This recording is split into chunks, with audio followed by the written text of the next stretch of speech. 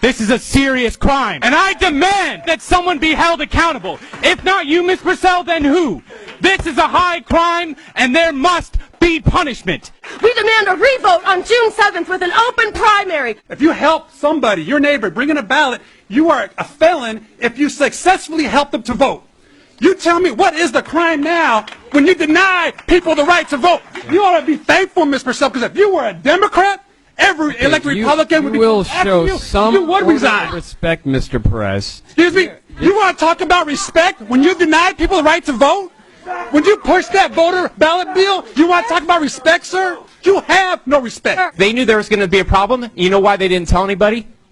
Because they have their candidate already. Her name is Hilary Clinton. There's been 4,000 confirmed people that had the registration changed. Everyone that I know that had the registration changed was a Bernie Sanders supporter. I want a federal investigation, and we need another day of voting. We need to count all provisional ballots. They had one polling location for 100,000 students. This is voter suppression at its best. Standing in line 4 or 5 hours to vote. How can we call a winner when there are thousands of people still in line? This is a travesty of justice. I really feel there's criminal intent. There were tons of people like myself that had to turn around, people that were crying, people that were in pain. They could not handle the wait times, and they left. Voting must be simple. This last election, as you see, it was not simple. We the people know that our electoral process has been corrupted. You got caught. This is allegedly a polling location where Bill Clinton is clearly within 150 feet. Thank you all for being here. Can you reach up and say thank you all for participating? All you have to do is I especially thank those of you who are supporting Hillary Clinton. Multiple videos surfacing that him and his security motorcade and whatnot are blocking polling locations so that way voters in Massachusetts cannot get to the polls. Here's videos of this. I haven't seen one person be able to come in and be able to vote in here. It's completely blocked off. No cars can park here. They are affecting the voting at this poll. It's ridiculous. This should be fraud and illegal.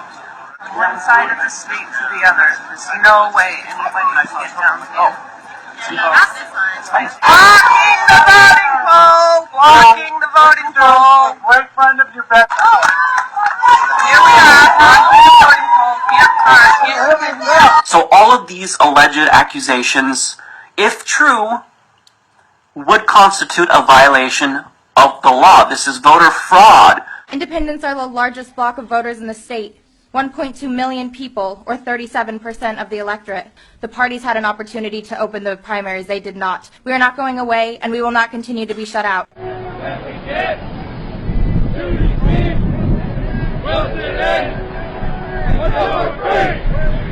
We hope that it will be the beginning of the end of the corruption of our democracy.